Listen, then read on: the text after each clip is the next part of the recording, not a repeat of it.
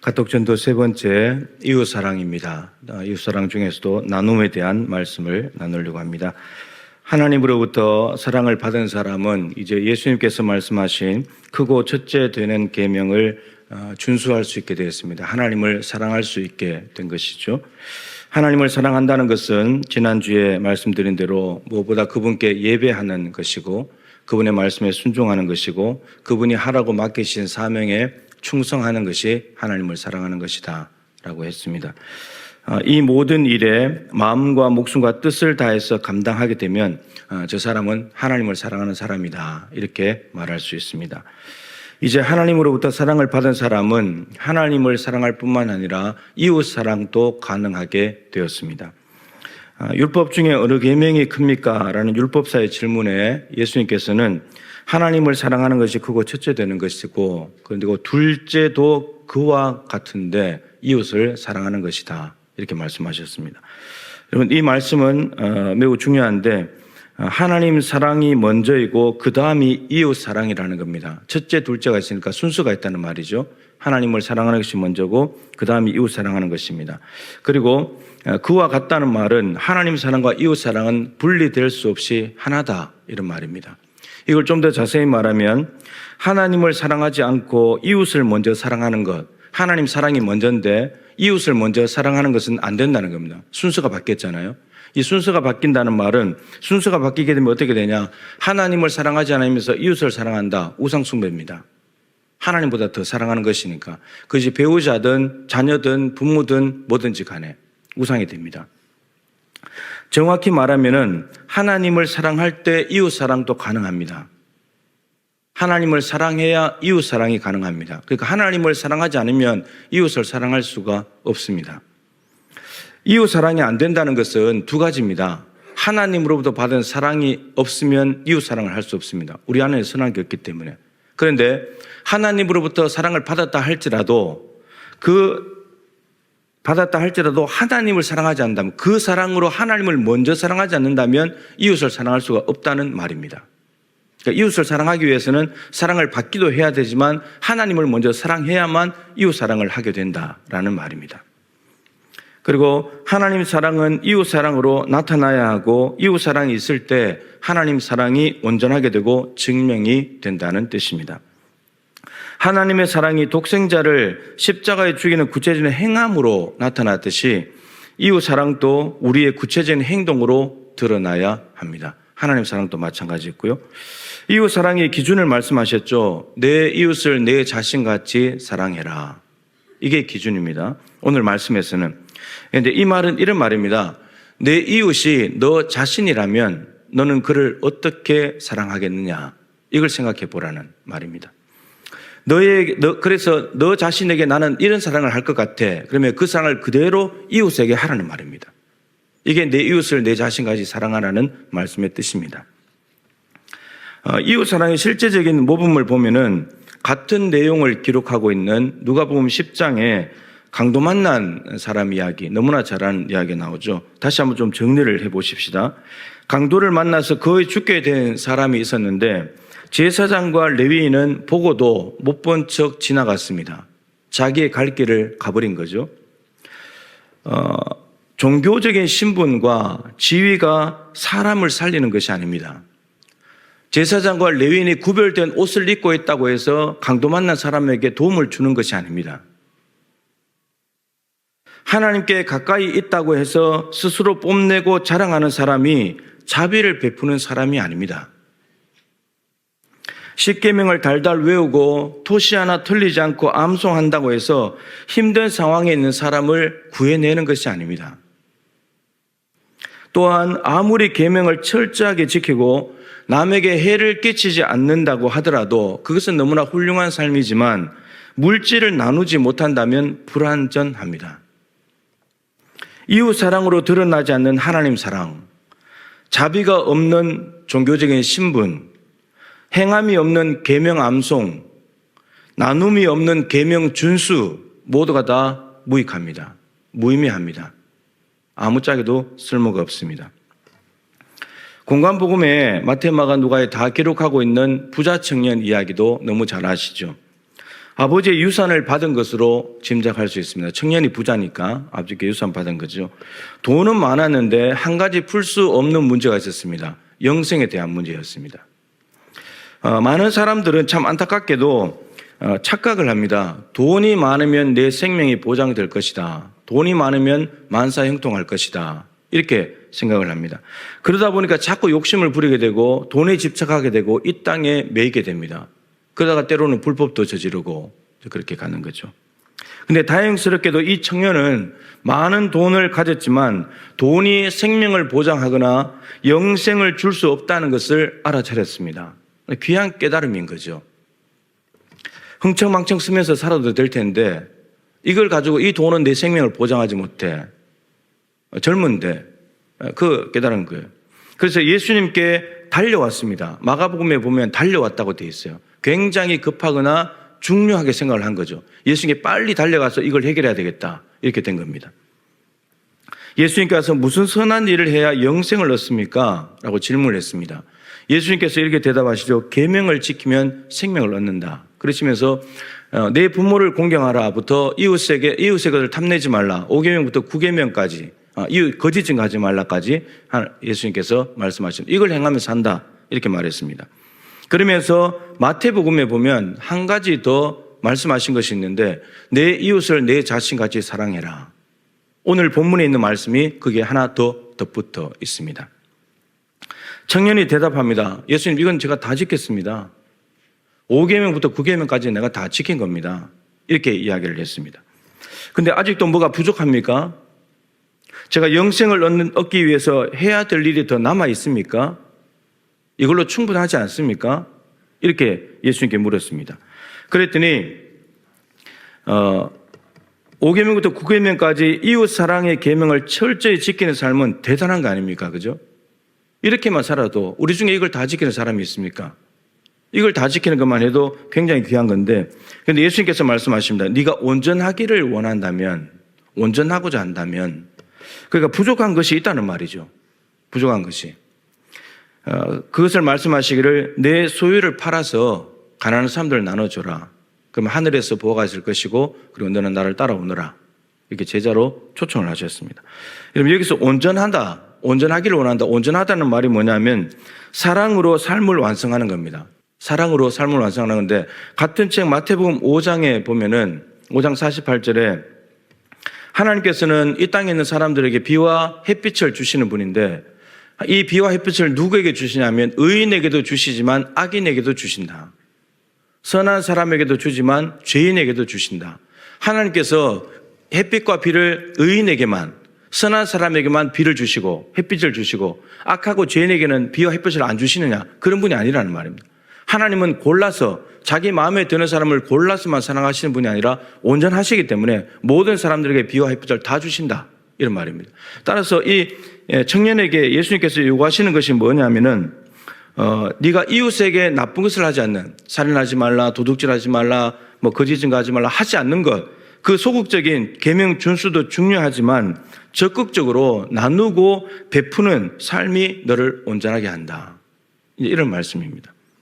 소유를 팔아서 가난한 사람들에게 주는 것은 특별한 온전함을 위해서 덧붙여지는 계명이 아니라 예수님을 따르게 되면 저절로 따라오는 삶이라는 겁니다. 예수님을 따른다고 하면서 남에게 나눠주지 않는 삶은 안 된다는 거죠. 그건 당연히 이루어지는 삶이기 때문에 예수님께서 그렇게 말씀하십니다. 소유를 팔아서 근데 이 청년이 예수님 그렇군요. 제가 영생을 얻기 위해서 그렇게 하겠습니다. 이렇게 대답했으면 좋았을 텐데 그런데 이 청년은 근심을 가지고 돌아가 버렸습니다. 이유가 뭐였죠? 재물이 많아서. 재물이 너무 많다 보니까 가는 사람들 다 나눠주라고 하니까 이게 이제 마음의 부담으로 오게 된 거죠. 그러니까 결국은 돈이 내 생명을 보장하지 못한다는 깨달음은 있었지만 돈을 다 나눠주려고 하니까 다 나눠주면 나는 뭘로 살지? 결국은 생명에 대한 의존을 돈에다가 하고 있었다는 거죠. 하나님의 말씀은 받았지만 가시떨기밭과 같습니다. 그래서 이 이생에 대한 염려, 돈에 대한 자랑이 말씀을 질식시켜가지고 말씀의 열매 맺지 못하게 만들어버린 거죠. 이런 소유를 팔아서 가난한 사람들에게 주었다면 가난한 이웃을 살렸을 것입니다. 그럼 자신도 영생을 얻었겠죠. 구원받았을 겁니다. 제자가 됐을 겁니다. 그런데 가시떨기 밭이 돼버리니까 영생도 놓치고 이웃도 못 살리고 이러한 결과가 벌어지게 됐습니다. 자, 그런데 이 레위인과 제사장과는 달리 사마리아 사람은 어떻게 했습니까? 그 강도 많은 사람에게 다가갔습니다. 그리고 포도주를 가지고 응급처치를 해줬죠. 맞은 상한 데다가. 그리고는 자기 짐승에 태웠습니다. 자기는 걸어가는 거죠. 그래서 여관에 가서 눕혀놓고 간호를 합니다. 그리고 밤새 같이 있었습니다. 그리고 비용을 지불합니다. 그리고 내가 돌아오는 길에 추가 비용까지 든다면 내가 그거까지 하겠다고 그렇게 이야기합니다. 여러분, 강도 만난 사람을 위해서 자신의 시간과 물질을 지나칠 만큼 나누어 주었습니다. 자기 쓸 건데 자신의 편안함을 포기했습니다. 그리고 돌아오는 길에 주겠다는 말은 자신의 일정까지 변경했을지도 모릅니다. 원래 다른 길로 가야 되는데 그 사람 때문에 그걸로 오겠다는 거거든요. 거의 죽게 된 사람에게 자비를 베푸는 것이 이웃사랑이다. 예수님께서 말씀하셨습니다. 사마리아 사람은 이웃사랑의 모델입니다. 여러분, 이웃사랑은 사람을 살립니다. 자, 누가 살리는가? 내가 강도 만난 사람이라면 나는 나를 어떻게 돌볼까? 이거 생각하는 사람이 사람을 살립니다. 여러분들이 만일에 강도 만난 사람이라면 그 사람을 어떻게 돌보겠습니까? 나 자신이라면 얼마나 지극정성으로 돌보겠습니까? 근데 그 마음을 가지고 강도 만난 사람을 실제로 도와주는 사람이 그 사람 살린다는 말이에요. 자신을 강도 만난 사람의 자리에 세워보는 사람이 사람을 살립니다. 하나님께 받은 사랑을 자신이 독점하는 것이 아니라 필요한 이웃에게 아낌없이 나누어 주는 사람이 사람을 살립니다. 자신이 가진 부를 움켜쥐고 욕심 부리는 것이 아니라 어려움에 처한 이웃을 위해 기꺼이 나누고 희생하고 포기하는 사람. 그러니까 하나님께로부터 받은 사랑 안에는 사람을 살리는 힘이 안에 들어있는 거예요. 나를 살렸으니까. 그런 거죠. 인터넷을 보다가 참 감동적인 기사를 보았습니다. 어쩌다가 볼 수 있는 기사이긴 한데, 강원도 한 두메 산골에 있는 주민센터에 어떤 할아버지가 한 분 들어오십니다. 그리고는 직원들에게 대뜸 봉투 하나를 건넵니다. 그러면서 말씀하십니다. 힘든 사람이 정말 많아요. 저보다 더 힘든 사람을 위해서 써주세요. 그러면서 200만 원이 든 봉투를 건네고 사라집니다. 산골 마을이니까 다 알잖아요. 그 직원이 물었습니다. 할아버지도 힘드실 텐데 그냥 할아버지 쓰시죠. 그랬더니 할아버지가 말씀하시기를 요즘 또 굶고 있는 사람이 그렇게 많다고 하는데 저는 그런 사람을 돕고 싶습니다. 그리고 이것은 아무에게도 말하지 마십시오. 할아버지의 형편을 보면은 산골 마을에 살고 몸도 아프신 분이고 집이 없어서 컨테이너에서 생활을 하시는 분입니다. 기초생활수급자입니다. 폐지 줍는 일을 합니다. 요즘 폐지 줍는 일을 이렇게 말하지 않고 자원재생활동가라고 이름을 바꿨다 하더라고요. 자원재생활동가. 이런 삶을 사시는 할아버지께 200만 원은 보통 사람이 느끼는 무게와는 전혀 다른 무게의 돈이죠. 거의 생명과도 같은 돈이에요. 하루 종일 주면 15,000원 정도 번다고 합니다. 트럭을 가지신 분들은 3만 원 번대요. 트럭 가지고 이동이 빠르니까 빨리빨리 다니면서 많이 주우니까. 근데 기름값을 제하고 나면 그게 그거인 거예요. 200만 원을 벌려면 134일 4개월 반을 한 푼도 쓰지 않고 하루도 빠짐없이 주어야 모을 수 있는 돈입니다. 그 돈을 이제 가난한 사람들에서 내놓은 거예요. 주민센터 직원이 할아버지의 뜻을 따라서 꼭 필요한 곳에 쓰겠다고 약속을 하니까 할아버지가 한 말씀 더 하셨습니다. 한 방송에 보니까 어린아이들이 밥을 굶고 다니다는 이야기를 들었다고. 그러면서 나도 힘들긴 하지만 나는 입에 풀칠도 하고 그리고 불편하지만 자고 쉴 수 있는 곳이 있다. 그 어린 것들은 얼마나 힘들겠냐. 근데 그런 아이들에게 좀 보탬이 되면 좋겠다. 그러면서 200만 원 내놓으셨다는 겁니다. 부자라고 가난한 이웃들을 더 돕는 것이 아닙니다. 가난하다고 해서 폐지 줍는다고 해서 가난한 이웃을 돕지 못하고 무조건 외면하고 자기만 생각하고 사는 것이 아닙니다. 가난한 이웃을 돌보는 일과 내 것을 나누는 일은 돈이 많냐 적냐의 문제가 아니에요. 가진 것이 있냐 없냐의 문제가 아닙니다. 사랑의 문제죠. 마음의 문제예요. 물질이 있는 곳에 마음이 있다고 성경은 말하지만 실제로는 마음이 있어야 물질이 갑니다. 마음이 있어야 물질이 가잖아요. 그럼 물질을 보내놓으면 그게 또 마음이 가거든요. 사랑이 가는 곳에 물질이 따라갑니다. 사랑이 있다면 돈 아깝지 않은 거예요. 그냥 쓰는 거예요. 그것이 감동을 주고 그 사랑의 삶이 확장되는 거죠. 지난주에 제가 이 하트를 말씀드려요. 성령 충만에 대해서. 성령이 충만하기를 하나님은 원하시는데 그 성령 충만을 자꾸 해주시는데 문제는 구멍이 뚫렸다. 밑에 구멍이 뚫렸다라고 말씀을 드렸죠. 그 성령 충만이 샌다는 거예요. 성령 충만이 새는데 성령 충만을 여러분 받는 것도 중요한데 새지 않도록 막는 것이 더 중요해요. 우리는 연약한 죄인이기 때문에 새는 게 훨씬 더 많아요. 근데 이 새는 것을 빨리 찾아야 돼요. 이게 뭐지? 왜 새고 있지? 찾아가지고 제거할 건 제거하고 나쁜 짓을 중지할 건 중지하고 회개할 건 회개해야 이 구멍이 막혀요. 그렇지 않으면 아무리 성령 충만해도 그는 딱 언젠가는 고갈되게 돼 있어요. 제가 이것을 같은 원리로 사랑에다가 넣어서 오늘 말씀에 넣어서 생각을 해봤어요. 삼위일체 하나님의 사랑이 넘쳐가지고 우리에게 흘러왔어요. 그럼 우리가 이 받은 사랑도 흘러 넘쳐서 이웃에게로 흘러가야 되는 거죠. 이게 정상적인 거예요. 그런데 우리에게 부어진 사랑이 하나님 사랑이 우리 밖으로 나가는 방법은 두 가지예요. 하나는 흘러 넘쳐가지고 나가는 사랑이 있고 하나는 구멍이 뚫려서 새는 사랑이 있어요. 이 두 가지가 있을 수 있죠. 충만해져서 넘치는 사랑이나 구멍이 뚫려서 나가는 사랑은 똑같아요. 여러분 여기에 물이 가득해가지고 위로 이렇게 마시는 물 넘쳐서 그리고 이게 깨져가지고 새는 물은 똑같은 물이에요. 그런데 위로 흘러 넘치는 물은 마실 수 있지만 이 구멍으로 깨져서 나가는 물은 마시는 사람이 없어요. 다 버리지. 이 하나님께로부터 받은 사랑이 흘러 넘쳐서 나가는 것과 구멍이 새서 나가는 것은 그 가치와 영향력에 있어서는 하늘과 땅만큼의 차이가 있어요. 충만해져서 넘치는 사랑은 어떻게 되냐면 이웃에게 유익을 줍니다. 강도 만난 자를 살려요. 그리고 또 다른 사람도 살립니다. 보람이 가득해요. 사람 살렸으니까. 그리고 사랑으로 여전히 채워져 있어서 사랑이 있어요. 흘러 넘치는 것이지 안에 게 다 비워지는 게 아니에요. 흘러 넘치면 하나님이 또 채워주기 때문에 항상 가득해요. 그런데 이 새는 사랑은 허비하는 사랑이에요. 강도 만난 사람, 어려움에 빠진 사람 절대로 못 살려요. 살릴 수가 없어요. 아무런 보람이 없어요. 그리고 이 구멍으로 새나가면 언젠가는 이 컵은 비어요. 우리 마음이 비어버리게 돼요. 텅 비게 되는 거죠. 그런데 여러분 이 구멍으로 새는 사랑도 문제지만 더 심각한 마음 상태가 있어요. 구멍은 없는데 구멍이 없어요. 그런데 그렇다고 흘러 넘치지도 않아요. 이게 제일 심각한 거예요. 구멍이 없기 때문에 다행인 것 같지만 흘려보내지 않고 독점하는 사람, 고인물이 썩듯이 독한 냄새가 진동하는 부패하는 사랑으로 바뀌어집니다.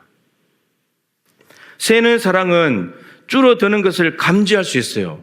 줄어드니까 컵에 물이 부족하네, 줄어드는 거 감지할 수 있어요. 그래서 부족하고 고갈되면 사랑을 구할 수 있는 여지라도 있어요. 그런데 이 독점하는 사랑은 가득하기 때문에 안심해요. 괜찮다고 생각해요. 근데 이미 썩고 있어요. 자기한테도 유익하지 못해요. 남도 못 살려요. 그냥 악취가 나는 사랑이에요. 자신을 망쳐요. 마음이 굳어지잖아요.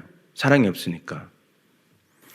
이웃에게도 아무런 유익도 없고 하나님의 사랑을, 그 고귀한 하나님의 사랑을 헛되게 만들어버려요. 이게 제일 무서운 사랑이에요.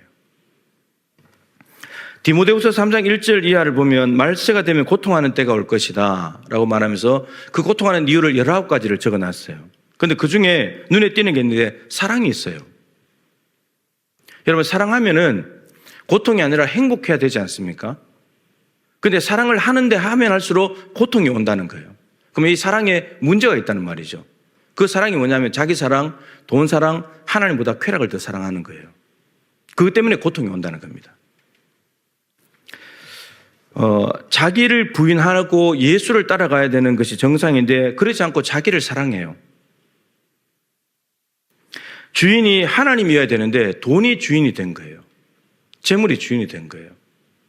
그리고 하나님보다도 육체적인 쾌락에 더 빠져 사는 거죠. 영적, 도덕적으로 타락하는 거예요. 여러분 이 세 가지가 보여주는 게 뭐냐면 타락의 본질은 하나님을 사랑하지 않는다는 것에 있다는 것을 보여줍니다. 아까 말씀드렸잖아요. 하나님을 사랑하는 것이 먼저고 그 다음에 이웃 사랑이라 했잖아요. 하나님을 먼저 사랑하지 않으면 이웃 사랑할 수 없다고요. 하나님을 사랑하지 않으니까 엉뚱한 것들을 사랑하는 거예요. 사랑은 두 가지가 있습니다. 성경에 잘못된 사랑, 3종 세트예요. 디모데후서에 있는 대로 자기 영혼을 망가뜨립니다. 자기를 사랑하니까. 이웃을 사랑해야 자기 영혼이 사는데, 그리고 세상을 황폐하게 만듭니다. 돈을 사랑하면서 일만하게 뿌리가 된다 했잖아요. 세상을 황폐하게 만들어버립니다. 지금 우리가 이 땅에 살아가면서 겪는 모든 악한 일들이 대부분 다 돈과 연관되어 있습니다. 돈을 사랑하는 것이 이렇게 무섭습니다. 그리고 하나님보다도 쾌락을 더 사랑하게 되니까 육신을 더럽힙니다. 하나님이 주신 육신을. 이게 잘못된 사랑 3종 세트예요. 그럼 올바른 사랑도 있겠죠. 2종 세트예요. 하나님 사랑, 이웃 사랑. 이것은 이웃을 풍성하게 만들어요. 세상을 복되게 하고 윤택하게 만듭니다. 하나님의 형상을 회복하게 만들어요. 하나님 나라가 확장되게 만들어줍니다. 이게 사랑의 힘인 거죠. 연속되는 지진으로 수만 명이 희생을 하고 삶의 자리에 대한 복구는 아직도 엄두도 못 내는 일이고, 여진의 두려움에 사로잡혀 있는 터키 이름을 바꿔서 튀르키예가 됐죠. 여러분, 한국 전쟁 때 파병을 해준 나라입니다. 고마운 나라죠. 빚진 나라입니다. 북한이라는 강도를 만났을 때 이 대한민국을 긍휼히 여기면서 자비를 베풀어 주었던 고마운 나라입니다. 사도 바울을 통해서 복음화가 되었었는데 지금은 이슬람화 되어 있습니다. 우리는 빚진 자입니다. 이제 지린이라는 강도를 만나서 고통 중에 있는 저들의 필요를 채워주기 위해서 우리는 자비를 베풀어야 합니다. 강도 만난 이웃, 자비가 필요한 이웃을 여러분 찾으십시다. 그게 태신자예요. 그 사람들을 찾아서 가슴에 품고 하나님이 주신 것 중에 일부만 나누세요. 조금만. 아메리카노 한 잔만 나누세요. 밥 한 끼만 나누세요. 그들에게는 우리 밥 한 끼 먹으려면 요즘 올랐잖아요. 국밥도 9,000원이에요. 국밥 한 그릇도. 근데 국밥 한 그릇 값 10,000원을 보내면 5인 가족이 하루 살아요. 우리는 한 끼 먹고 뚝딱 끝인데. 하나님이 주신 것 중에 일부를 나누십시다. 그러면 여러분 천하보다 귀한 생명 얻게 될 것입니다. 하나님께 거저 받은 사랑 아닙니까? 우리가 노력을 해서 공로를 세워서 받은 사랑이 아니잖아요. 거저 받은 사랑, 거저 나누어 줄 때 그것이 이웃에게 사랑 안에 있는 놀라운 능력이 나타나게 될 것입니다. 그리고 우리도 온전한 사람이 되고 사람을 살리게 될 것입니다. 한 사람 살려낼 수 있는 저와 여러분, 우리 교회가 될 수 있기를 바랍니다.